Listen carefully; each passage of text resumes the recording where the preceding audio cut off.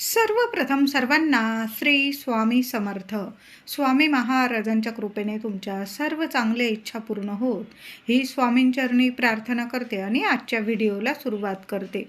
2 मार्च 2026 सोमवार दिवशी हुताशनी पौर्णिमा म्हणजेच फाल्गुन पौर्णिमा, होळी पौर्णिमा आलेली आहे. तर पौर्णिमा प्रारंभ होणार आहे संध्याकाळी 2 मार्चला संध्याकाळी 5:55 ही पौर्णिमा तिथी प्रारंभ होणार आहे आणि दुसऱ्या दिवशी 3 मार्च रोजी सायंकाळी 5:07 ही पौर्णिमा तिथी संपणार आहे. बऱ्याच लोकांकडून तुम्ही ऐकलेलं असेल की होळीला, यंदाच्या होळीला चंद्रग्रहण आलेलं आहे. तर नाही, चंद्रग्रहण हे 3 तारखेला धुलिवंदनच्या दिवशी असणार आहे. दुपारी 3:20 ते संध्याकाळी 6:48 असा 3.25 तासाचं हे चंद्रग्रहण असणार आहे. मोठं चंद्रग्रहण आहे, पण होळी सणावर चंद्रग्रहणाचा कुठलाही वाईट परिणाम नसून आपल्याला होळी दहन म्हणजेच प्रज्वलित होळी करायची आहे. ती 2 मार्च रोजीच करायची आहे.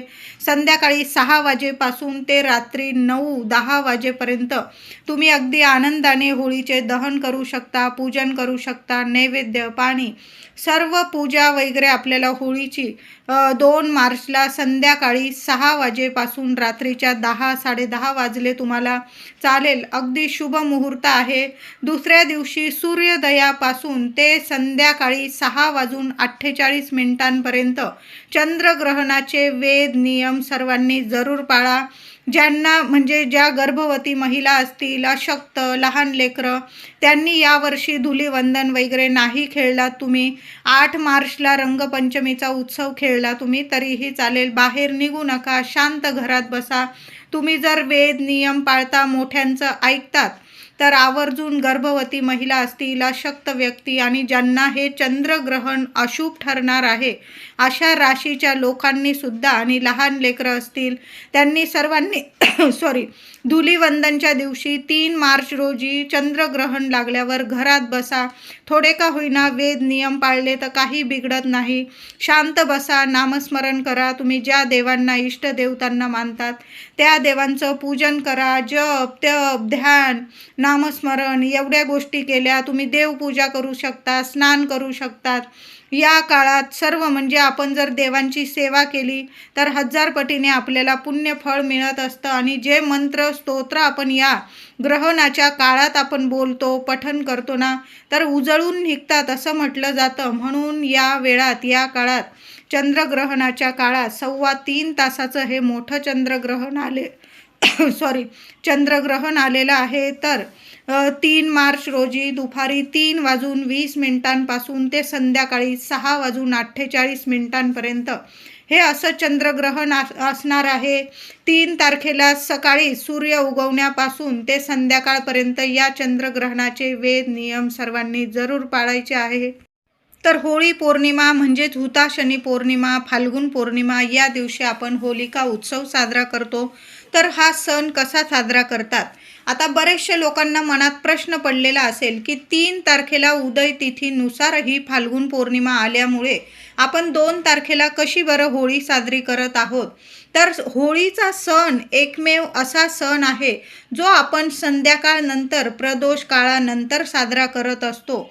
तर होळी पौर्णिमा ही 5:55 2 तारखेला 5:55 ही पौर्णिमा तिथी संध्याकाळी प्रारंभ होणार आहे आणि 3 मार्च रोजी संध्याकाळी 5:07 ही पौर्णिमा ही समाप्त होणार असल्यामुळे आपल्याला प्रदोष काळात 2 तारखेला 2 मार्च 2026 सोमवार दिवशीच होळीचं दहन करायचं आहे, उत्सव साजरा करायचा आहे. आणि तसं पण 3 तारखेला हे चंद्रग्रहण आल्यामुळे आपल्याला 2 तारखेलाच होळीचा सण साजरा करायचा आहे. तर हा सण अगदी शास्त्रानुसार पारंपरिकरित्या कसा साजरा करावा? तर या दिवशी अंगणातील थोडी जागा सारवून घ्यायची आहे. तुम्हाला जिथं होळी साजरी करायची आहे ती जागा थोडीशी सारवून घ्यायची आहे. त्याभोवती रांगोळी काढून घ्यायची. मध्यभागी शेणाच्या गोवऱ्या, त्यात एरंडाची फांदी लावली जाते, म्हणजे एरंडाचा एक दांडा उभा केला जातो. त्याच्या भोवती लाकडे गोवऱ्या रचल्या जातात. त्याची पूजा करायची. पुरणपोळीचा नैवेद्य दाखवायचा. त्याचबरोबर सगळे गाव मिळून गोवऱ्या लाकडे गोळा करून तुम्ही सार्वजनिक ठिकाणी होळीसुद्धा करू शकता.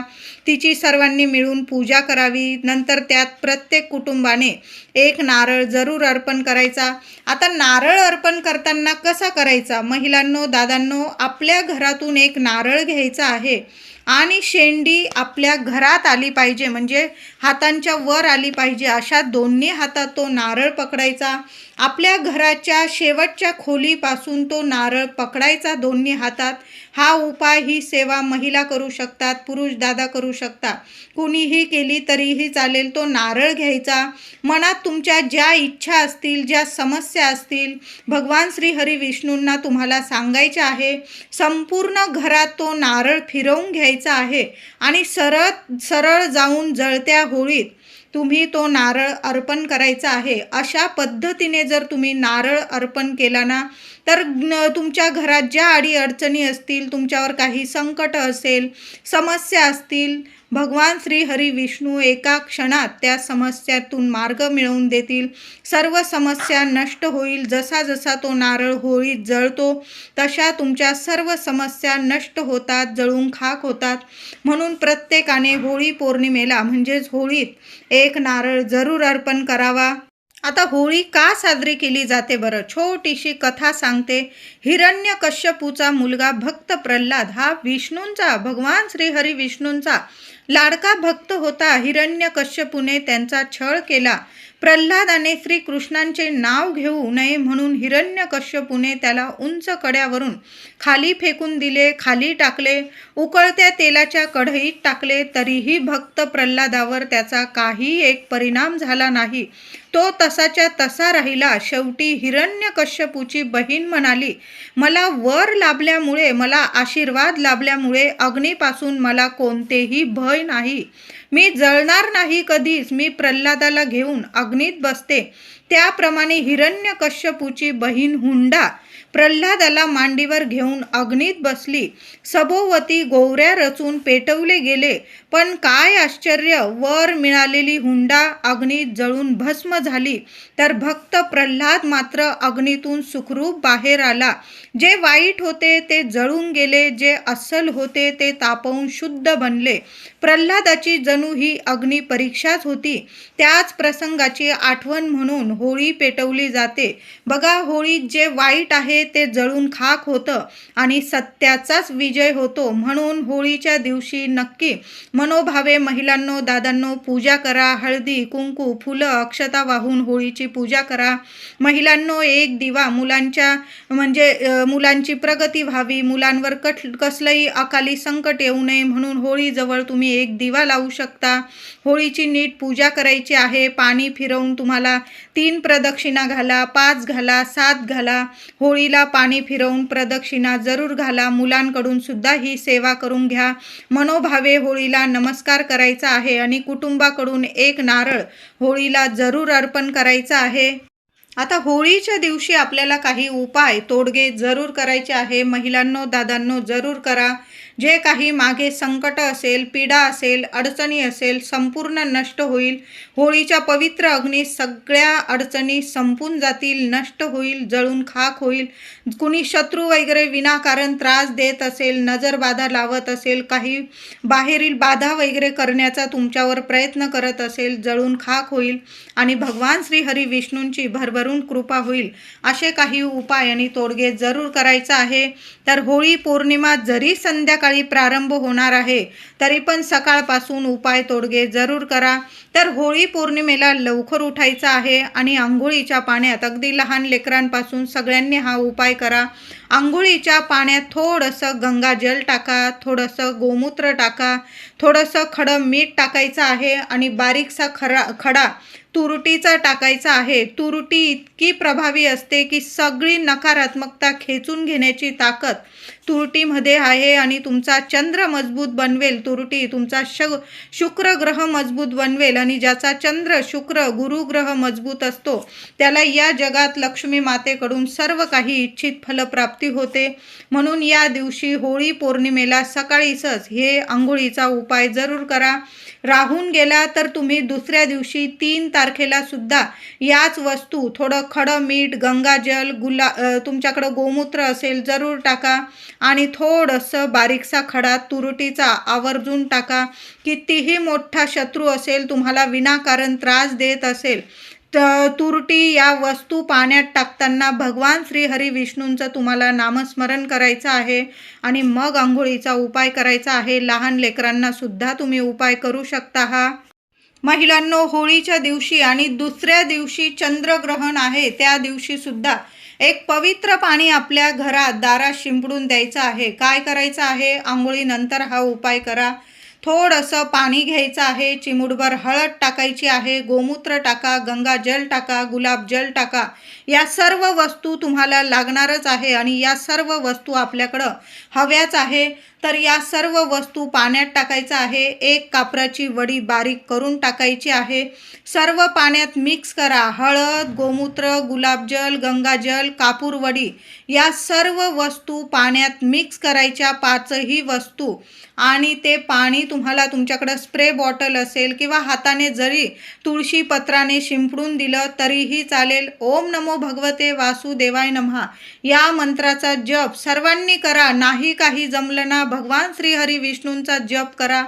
कितीही संकटात असाल त्यातून बाहेर काढतील तुम्हाला भगवान श्री हरी विष्णू आणि माता लक्ष्मीची कृपा होणार आहे आपल्यावर. म्हणून मंत्र जप चालूच ठेवायचे आहे दोन्ही दिवस, होळीच्या दिवशी सुद्धा आणि चंद्रग्रहणाच्या दिवशी सुद्धा मंत्र जप चालूच ठेवायचे आहे. आणि हे पाणी महिलांनो 2-3 वेळा शिंपडावं लागलं ना तुम्हाला चालेल. होळीच्या सकाळी शिंपडा, संध्याकाळी शिंपडा. पुन्हा दुसऱ्या दिवशी 3 तारखेला चंद्रग्रहण लागणार आहे, वेद लागणार आहे. ते वेद लागताबरोबर जरी तुम्ही पाणी शिंपडून दिलं घरात चालेल. आणि जेव्हा चंद्रग्रहण संपणार आहे ना संध्याकाळी 3 तारखेला संध्याकाळी 6:48 तेव्हा सुद्धा आपल्या घरात तुळशी पत्राने थोडं थोडं हे पाणी शिंपडून द्या. नावाला सुद्धा तुमच्या घरात कुठली नकारात्मकता उरणार नाही. तुमच्या घरात सकारात्मकता येईल, दैवी अनुभव येतील. म्हणून तुळशीचा हा उपाय म्हणजे तुळशी पत्राने हे पवित्र पाणी घरात जरूर शिंपडा.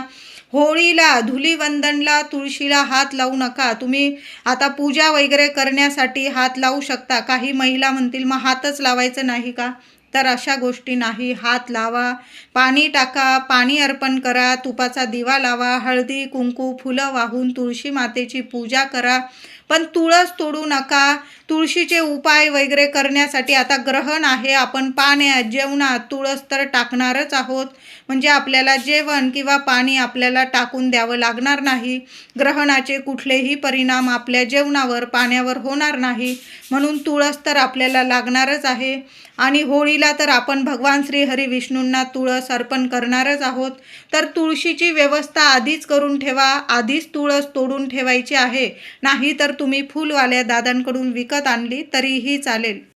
होळीला सोमवार आलेला आहे. महादेवांच्या मंदिरात अगदी रात्रीच्या 7-8 वाजेपर्यंत गेलात ना तुम्ही, 2 मार्चला प्रदोष काळानंतर अगदीच्या रात्री 8 वाजेपर्यंत जरी गेलात तुम्ही तरीही चालेल. पण महादेवांना अभिषेक जरूर करा. साध्या पाण्याने सुद्धा महादेव भोलेनाथ इतके प्रसन्न होतात की आपली झोळी भरभरून देतात. होळी पौर्णिमेला महादेवांची ही सेवा सर्वांनी जरूर करा. महादेवांना अभिषेक करा. एक का होईना बेलाचं पान अर्पण करा, पांढरी फुलं अर्पण करा. तिथून घरी येताना सुद्धा तीर्थ जलाधारीचे इथून थोडंसं तीर्थ घरी घेऊन यायचं आहे आणि प्रत्येकाने थोडं थोडं तीर्थ जरूर प्यायचं आहे. कसलेही वाईट म्हणजे तुमच्या आयुष्यात जे काही वाईट असेल, नकारात्मकता असेल, संपूर्ण नष्ट होईल आणि दोन्ही तिन्ही देवतांची आपल्यावर कृपा होणार आहे. होळी सण तर भगवान श्री हरी विष्णूंचाच आपण मानत असतो. या दिवशी भगवान श्री हरी विष्णूंची सेवा तर आपण आपण करतो, पण होळी सण भगवान भोलेनाथांची सेवा करून आपल्याला साजरा करायचा आहे. म्हणून महादेवांच्या मंदिरात जरूर जा. महिलांनो, दादांनो, महादेवांच्या शिवपिंडीजवळ एखाद्या कोपऱ्यात आपल्या दिव्यामुळे कुणाला त्रास होणार नाही अशा कोपऱ्यात एक तुपाचा दिवा जरूर लावून या. गाईच्या तुपाचा दिवा जरूर लावून यायचा आहे.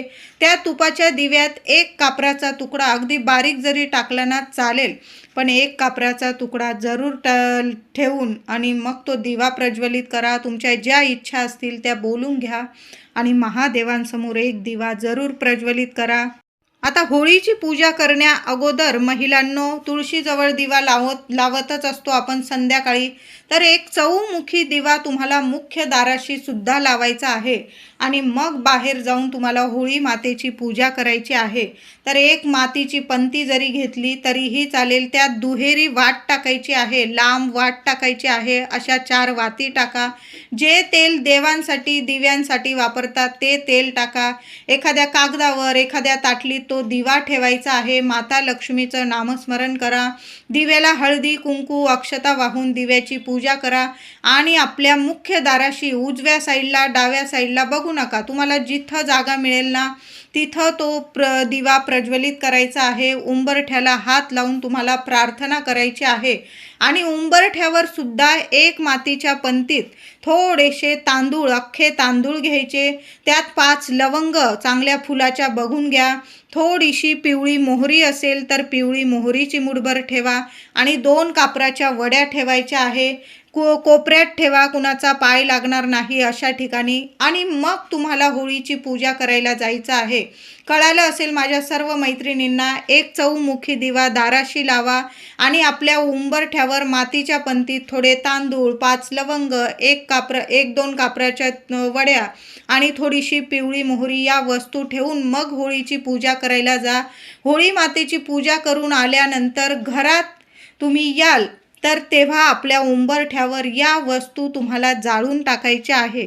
खूप शुभ परिणाम तुम्हाला तुमच्या आयुष्यात दिसून येतील. मुलाबाळांना काही अडीअडचणी असतील, घरात मुलं मोठी झालेली आहे, मग मुलगा असो मुलगी असो, लग्नकार्यात अडीअडचणी येतात, शिक्षणात नोकरीत अडीअडचणी येतात, तुम्ही जे कष्ट घेताय त्यात अडीअडचणी येत आहे, पैसा घरात येत नाही, पैसा टिकत नाही, आरोग्य नीट नाही, कुठलीही तक्रार तुम्हाला राहणार नाही. सर्व तुमच्या म्हणजे मनातल्या इच्छा पूर्ण होणारा हा उपाय आहे. होळीची पूजा करण्या अगोदर उंबरठ्यावर या वस्तू ठेवा आणि होळीची पूजा करून आल्यानंतर त्या वस्तू उंबरठ्यावर येण्या जाण्याच्या रस्त्यात उंबरठ्यावर जाळून टाकायच्या आहे. 2 मिनटं कुणाला ये जाय करायला लावू नका.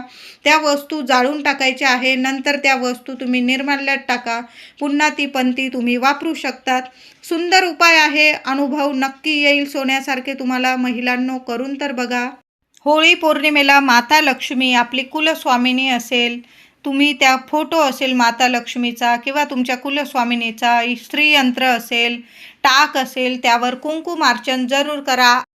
उद्या फाल्गुन पौर्णिमा म्हणजेच होळी पौर्णिमा, वर्षाची मोठी पौर्णिमा आहे. एक हळदीचं स्वस्तिक घरात या ठिकाणी महिलांनो जरूर काढायचं आहे. तर काय करायचे आहे, थोडीशी हळद घ्यायची आहे. देवांना जी हळद वापरतो ती हळद घ्यायची. त्यात थोडंसं गोमूत्र टाका, थोडंसं गुलाबजल टाका, नसेल साधं पाणी जरी टाकलं तुम्ही चालेल. आणि एक स्वस्तिक मुख्य दरवाजावर काढायचा आहे तुम्हाला. दरवाजा स्वच्छ पुसून घ्या. आधीचं स्वस्तिक असेल तुम्ही ते काढून टाकलं, पुसून टाकलं आणि नवीन स्वस्तिक काढलं, अतिशय उत्तम. लक्ष्मी प्राप्ती, धनप्राप्तीसाठी हा उपाय अतिशय महत्त्वाचा आहे. हळद श्रीहरी विष्णूंना खूप प्रिय आहे आणि जेव्हा पौर्णिमेला आपण असं मुख्य दरवाजावर स्वस्तिक काढतो हळदीने तर खूप प्रभावी ठरतं. घरातल्या पैशांच्या समस्या संपून जातील. आता हे हळदीचं स्वस्तिक असंच काढू नका महिलांनो. ओम श्रीम नमः, ओम श्रीम नमः या मंत्राचा जप करत करत तुम्हाला हळदीचं स्वस्तिक आपल्या मुख्य दरवाजावर काढायचं आहे. उद्या आवर्जून आपल्या मुख्य उंबरठ्यावर सुद्धा हळदीचं लेपन करायचं आहे. हळदीचं लेपन करताना सुद्धा माता लक्ष्मीचा हाच बीज मंत्र म्हणायचा आहे. ओम श्रीम नमः, ओम श्रीम नमः. हळदीचं स्वस्तिक तुम्ही गॅस ओट्याच्या भिंतीवर, गॅसवर, तुमच्या देवघरात, तुमची तिजोरी असेल, कपाट असेल, मुलं जिथं अभ्यास करता, अशा सर्व ठिकाणी तुम्ही या पौर्णिमेला हळदीचं स्वस्तिक जरूर काढा. हळदीचं स्वस्तिकाने आपल्या घरातली जी नकारात्मकता असते आणि पैशांच्या ज्या समस्या असतात ना, रात्रीतून नष्ट होतात. गरिबी संपते, दुःख दारिद्र्य संपतं. घरात अलक्ष्मीचा वास असेल, विनाकारण कटकटी होत असेल, पैशांविषयी अडचणी असेल, आरोग्याविषयी अडचणी असतील, पैसा येतो आणि निघून जातो, अशा गोष्टी जर घरात घडत असतील ना, तर उद्या आवर्जून हळदीचं एक स्वस्तिक मुख्य दरवाजावर काढा. आणि तुम्हाला बाकी ठिकाणी मी सांगितलंच त्या ठिकाणी सुद्धा तुम्ही एक स्वस्तिक काढू शकता. स्वस्तिक तेव्हाच पूर्ण होतं जेव्हा स्वस्तिकच्या आजूबाजू आपण 2-2 रेषा देत असतो. तर अशा पद्धतीने छान असं हळदीचं स्वस्तिक काढायचं आहे. आणि विड्याच्या पानांचा सुद्धा उद्या उपाय करायचा आहे. संध्याकाळी जेव्हा होळी पेटवतील तुमच्या घराजवळ, तेव्हा आपण एक नारळ तर अर्पण करणारच आहोत. त्याचबरोबर 2 विड्याची पानं घ्यायची आहे देठाची बघून. त्यावर तुम्हाला 5 किंवा 7 बत्तासे ठेवायचे आहे. 5 ठेवले तरीही चालेल. त्याचबरोबर त्या विड्याच्या पानांवर तुम्हाला 2 लवंग ठेवायचे आहे. आता तुमच्याकडं बत्तासे नसतील तर हा उपाय थांबवू नका महिलांनो. 2 विड्याची पानं घ्यायची, त्यावर 2 फुलाच्या लवंग घ्यायच्या आहेत. त्या लवंग तुम्ही आधीच जरी गाईच्या तुपात बुडवून ठेवल्या तरीही चालेल. नाही बुडवता आल्या तर 2 लवंग ठेवा. एखादा गुळाचा खडा किंवा चिमूटभर साखर त्या विड्याच्या पानांवर ठेवायची आहे. तुमच्या मनातली इच्छा बोलायची आहे. दोन्ही हातात ते विड्याचं पान घ्या, त्यावर त्या वस्तू नीट ठेवा आणि तुमची इच्छा बोलून, तुमच्या समस्या बोलून ती विड्याची पानं तुम्हाला होळीत प्रज्वलित करायची आहे. सुंदर अनुभव देणारी सेवा आहे. सर्वांनी करा. फक्त 2 विड्याची पानं लागणार आहे, पण कायमचं दुःख दारिद्र्य दूर करेल. काळजी चिंता असेल, घरात काही अडचणी असतील, घरात मंगल कार्य घडत नसेल तर उद्या आवर्जून हळदीचं स्वस्तिक घरात जरूर काढा. 5 आंब्याची पानं जर असतील तुमच्याकडं तर डहाळी किंवा तोरण लावता आलं. होळी पौर्णिमा आहे, मोठी पौर्णिमा आहे. मुख्य दाराला 5 आंब्याची पानं जरूर लावा. आंब्याच्या पानांना सुद्धा थोडीशी चिमूटभर हळद कुंकू लावा. माता लक्ष्मी नारायणांचं नामस्मरण करा आणि आपल्या मुख्य दारावर सुद्धा तोरण लावा. हळदीचं स्वस्तिक काढा. शुभ मंगल गोष्टी तुमच्या घरात घडून येतील. आणि हे तुम्हाला मी विड्याच्या पानांचा जो उपाय सांगितलेला आहे तो आवर्जून करायचा आहे. आता एक सुंदर उपाय सांगत आहे. काही त्रास असेल, बाधा असेल, नजर बाधा असेल, आरोग्याविषयी खूप तक्रारी आहे किंवा कुठल्या कामात तुम्हाला यश मिळत नाही, नोकरीला असाल, कुणी शत्रू त्रास देत असेल, म्हणजे वरचे अधिकारी वगैरे तुम्हाला विनाकारण तुम्ही कष्ट घेताय पण त्याचं फळ तुम्हाला मिळू देत नाही, किंवा कुणीही तुम्हाला विनाकारण त्रास देत असेल तर काय करायचं आहे, पांढऱ्या कागदावर लाल शाईने, लाल रंगाच्या पेनाने तुमचा जो त्रास आहे, संकट आहे त्या कागदावर लिहा किंवा त्या शत्रूचं नाव त्या कागदावर लिहायचं आहे. आणि छोटी सुपारी तुम्हाला बाजारात पूजेच्या दुकानात मिळून जाईल. एक पूजेची सुपारी त्या कागदात बांधून घ्यायची आहे, पुरचुंडी वाळून घ्यायची आणि होळीमध्ये अर्पण करायची आहे. अर्पण करताना माझा सर्व त्रास, संकट, दुःख, चिंता, बाधा, सर्व शत्रू जळून नष्ट होऊ दे असं म्हणून तुम्हाला ती पुरचुंडी कागदात ती सुपारी बांधून ती होळीमध्ये अग्नीत प्रज्वलित झालेल्या अग्नीमध्ये टाकून द्यायचं आहे. खूप सुंदर उपाय आहे हा सुद्धा. भगवान श्री हरी विष्णूंच्या कृपेने, माता लक्ष्मीच्या कृपेने तुमचे सर्व शत्रू नष्ट होईल, मित्र बनतील तुमचे सर्व शत्रू. कुठली बाधा असेल, आरोग्याविषयी अडचणी असतील, नोकरी, व्यवसाय, शिक्षण, सर्वांनी हा उपाय जरूर करा. तुम्हाला पांढरा कागद आणि लाल शाईच्या रंगाचा पेन लागणार आहे, बस एवढंच. हा उपाय जरूर करायचा आहे.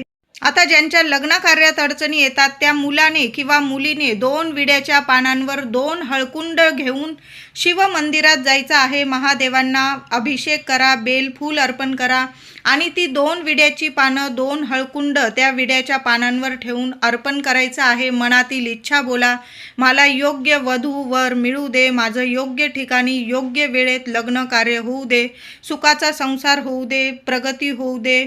तर अशी तुमची मी उदाहरण दिलेलं आहे. तुमच्या मनातील इच्छा बोलून शिव मंदिरात जाऊन शिवपिंडीजवळ 2 विड्याच्या पानांचा आणि 2 हळकुंडांचा उपाय जरूर करायचा आहे. व्हिडिओ आवडला असेल तुम्हाला तर लाईक करा, शेअर करा, चॅनलला नक्की सबस्क्राईब करा. धन्यवाद.